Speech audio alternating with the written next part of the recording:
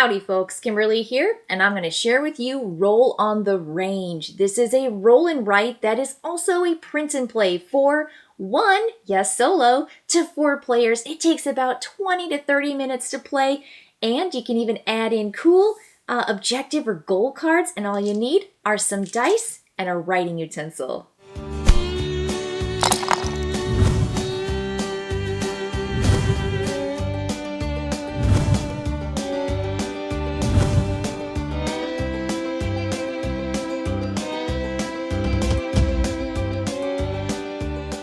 This game comes to us from Danny Devine, and if you've played Garden Dice, this is going to work for you. This is going to be super, super fun. So I'm just going to take you to the board. I like to do some contact paper across mine and make it a dry erase, just so that I can use it easier, or wipe it off, and then play it again without having to print again. You need to print out these 6 cards. These are going to be your actions that you get to pick in the game. And then there are going to be these cards that you can optionally add in. So there are 8 of them, and I just randomly picked these 3 goals. This is an advanced play, but if you are a gamer and you're used to roll and writes and just games in general, add these guys in from the start. You're not going to be disappointed. Start player I've got here. I'm playing a 2-player, but all you can really see is my 1-player board.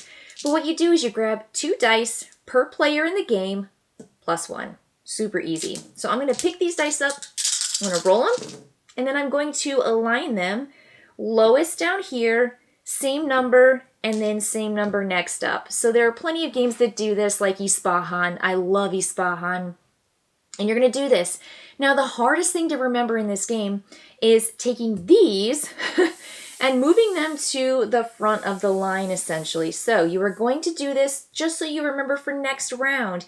Anytime there are cards that aren't dice don't populate, they go down to the end of the line so that when you put dice, you are cycling through these. And now, start player is going to say, I want to draft a die. I'm going to take a die. You can take this 2, which is a cow, a 3 is a sheep, and then there are 4 of these, 3 of these chickens to pick that you're going to put into your columns. And just like in Garden Dice, you've got columns here, 1s all the way to 6s, and you'll see that you have some fences along the edge, and you're only allowed to put, let's say I take this 2 cow, you put your 2 cow in this column that's any space next to a fence. Now this is a fence and this is a fence. I can't put my cow here to begin with, but that's okay. If you put it in a space with a coin, you're going to have an opportunity to invest in some ongoing benefits or some immediate farmhand help, which is great. Sheeps, and you've got your chickens. Let's see here, pig pit. So it looks like pig pit, 3 victory points per pig on an edge, not on an edge space. Okay, fantastic.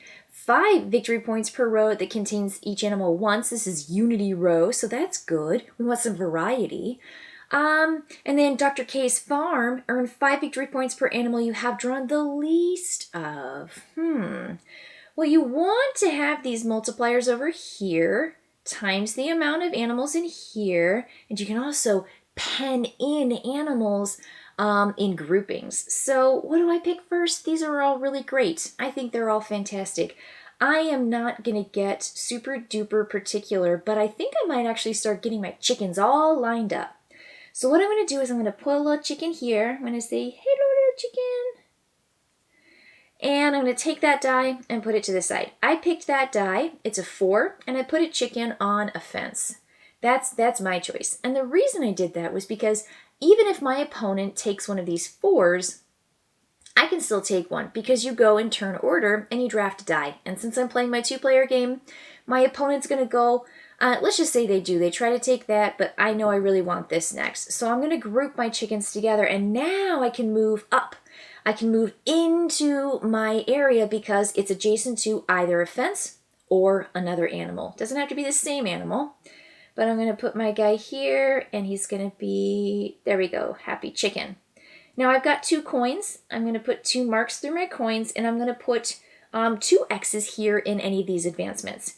Now Border Collie lets you rack dice, add 1 or minus 1, which is really good. Whenever you take a die, you can always add 1 or minus 1.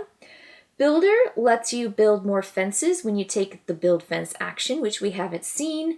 Down here, you get to take more state fair actions, which we haven't seen just yet. This one says you can fill a pen with 2 different animal types. They don't have to be just one particular type. And that really gives players a whole lot of flexibility. I think Border Collie and Trainer are just really, really cool. Farmhands, and they just give you an immediate bonus. So I think I'm going to invest in Border Collie. I'm going to work my way so that I can really have that flexibility in dice. So I took my first die, my opponent took their die, I took another die. Let's say they take that die. So now all of us at the table have taken 2 actions, and there's 1 die left. You're going to come down here to market value, and you're going to look at that and say that's a cutie cow, and you're going to mark off that cow. Now what that means is now cows on your board are worth 1 point. Before any markings, they're worth none. So you really want to have these multipliers, but you also want to have those represented out here. So I really want to get some chickens. I want to get chicken scores, because right now 2 chickens times 0 is 0. All right, that's it. This start player is going to go over to my opponent. They're going to take these dice, and they're going to roll them and line them up. 2 2s on the cute piggy, a 3, a 4, and a 6. Don't forget, move your cards. All right, there we go. Fantastic. Now the cards have moved, but it's my opponent's turn to pick 1 die first, drafting that, adding it to their board, then giving me a chance to pull. So I'm going to say that they take this little piggy because I want to show you what these other 2 cool cards do. So what I'm going to do is I'm going to take this 3, and when you take a fence or you take this state fair action, you don't care about the number. It's not going to go in any particular column. What you do get to do is 2 fences, and 2 fences are just simply 1 space between 2 different plots of land, and you can put your fence anywhere. And what that does is it pens in your animals for points over here. You have essentially 3 opportunities to pen in 2 animals for 3 points each. You have 1 chance for a 3, 1 chance for a 4, 1 scoring for a 5, and 1 scoring for a 6. And the score goes up in that nice 3, 6, 10, 15, 21. Now, what do I want to do too? If I put a pen in, I can put an animal next to it. And so it gets me closer to the center of my board without having to come in from the outside. So I'm going to put a fence here. Actually, let me put a fence. See? Dry erase. I love it. I want to put 1 here, and I want to put 1 here. Nice. So now I can come in, go to those 2 spots, or those, because it's next to the top. Here, here, here, here, here, here. I can go to a lot of places at this point.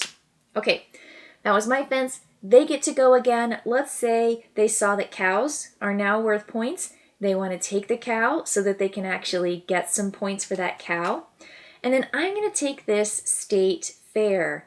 I take just 2 checks, and I go 1, 2, and I'm going to work my way from the top to the right. So I go top left down to across, across, across, across, across. So I have to finish each row before I start over again, but I'm just going to go down, and at the end of the game, I'm going to receive the points for my finished column. Not cumulative, but for the column. And these little baby bottles give me free animals. So that's really, really good. Now the dice have been taken. We look at little piggy.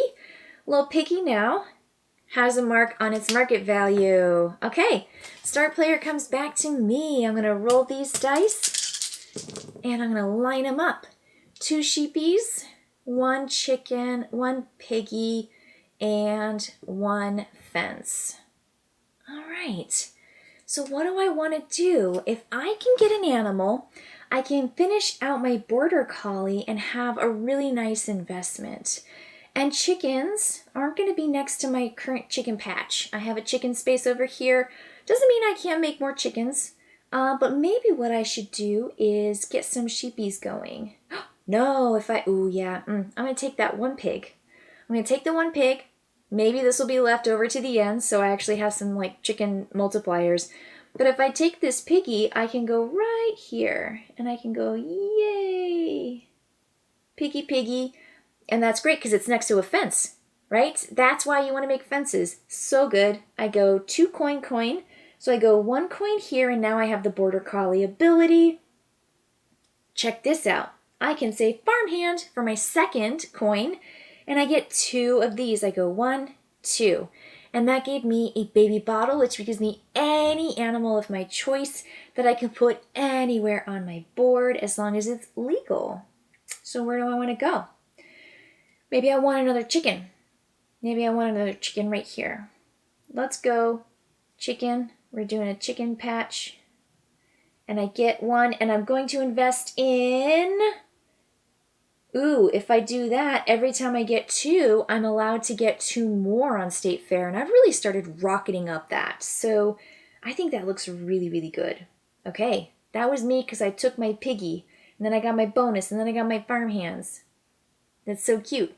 So maybe I'll put like a baby. They say to draw it smaller, but I think it's really hard to draw it small. I'm already having a really hard time drawing these animals. I have avoided taking sheep because you do not want to see my sheep. I'm really bad at it. Okay, my opponent goes. They saw how good it was to get fences. So they took the fence die. It's a really good one. Again, back to me. Do I want to have more chickens? I do. I mean, I really want to have multipliers. But I feel like this is probably going to be really good. So I take but it's a 2 chicken. I'll take a sheep. I took it back. So I'm going to take a sheep in this bottom corner. Okay, there he goes. He's really cute. Oh, shoot. Okay, look at that guy. He's adorable. Is he like a lion, maybe? I get a coin. Since I've already started my groomer investment, I think I'm going to keep up that groomer investment. Now here's the clencher. Is my opponent going to take this one and leave a multiplier for chickens, or take the chicken and leave that? It's up to what their design is. Now, they may or may not be keeping track of what my board is doing. It's early on, but let's say they're looking at my board. They say, I don't want to give Kim that multiplier. So they take that one, add it to their board, but what's left is a sheep. So we mark off a sheep. Now everybody has multipliers except for all that little chicken patch stuff I've got there. Bad news for me. Now, notice how I forgot. So these, fortunately, I put them out. So I'm gonna take these guys and put them all back on here. I'm gonna move these up. I'm gonna move these down. I'm gonna move these down because it is so easy to forget to move all of your cards, and then you don't cycle through the right cards. So now that they're all done, this goes to my opponent. They're gonna roll, and oh my gosh, it's going to be City Fair, or it's gonna be Cows for Day, or State Fair. Here's the deal. I wish I were going first, because I would take a cow and put a cow in any space that gives me a coin that lets me take this, and I can get 4 for it. So I think, boy, I really, really, really wish, well, let's say he takes the 6. I'm going to take a cow and put them in 6, which is good because I have space up here for my cow. Let's get him going. He's got some wild hair, but I'm going to do that, and it's going to get me my groomer. Now, I still have the possibility, I think this is the first time I took an animal. I took 1 and a 6 over here, but remember I've got Border Collie. I can wrap a 6 around to a 1. I can put a 6 down to a 5. I could have put him here for the double coin area. So don't forget your special investments that you actually pay coins for, which is really, really important. And then let's say lastly, well, maybe he wants some pigs or cows. I want to show you what happens here. So he's going to take that one, and then I'm going to take this die. Now when I take that, I don't look at the die, and I simply take 2 more. So I get 2 plus 2. So I go 1, 2, 3, 4. And I got a baby bottle. So let me give me a baby bottle. What do I want? Let's do another sheepy here. Okay, that might have been better. I'm not sure. Maybe. Now, I couldn't have gone here because there's no fence or adjacent animals, so I'm trying to work my way into getting a lot of flexibility. So I put my little sheepy there. That was my baby sheep from this picture. And this is what's left. So if you do not have an animal that's left, let's say you have the state fair or the fence, you are going to look at the lowest market value animal and check them off. And so that's how sometimes those lower multipliers are going to get 1 or 2 or a little boost there if they're not always the last one left because the animals haven't been there. So that was 4 rounds. Now here we would have taken these and moved them on down again. But at the end of the game, here's what you're going to do. You are going to score the objectives for the 3 that you chose, which can really make a difference in your game. You're going to score the amount of chickens times the multiplier, and there is a way for you to get 1 more multiplier by using some of your money, your investments, checking off these special lock spaces that only apply to your board, not to everybody else's board. So chickens multiplier, pigs multiplier, sheeps, and cow multipliers. Then you're going to look at how many of those fences did you fence in of the same type of animal in the numbered groupings, unless you had trainer, which allows you to fill a pen with 2 different animals. And then you'll look at how far you got. So I didn't get all the way to the end of my 12 columns, so if I scored it right now, it would give me 7. And then you're going to tally up all of those points, and that is roll on the range, right? It is just like garden dice with the columns and filling in those 4 different types of animals. I love the goal objective cards. I love the state fair. I love how the multiplier works, and fencing in or penning in your animals is really cool. The dice drafting, again, reminds me of Ispahan. Just a really dynamite, fun print and play game that requires you have a printer, a pen, and some dice. I mean, come on, folks. This is such a fun game. All right, I will see you later.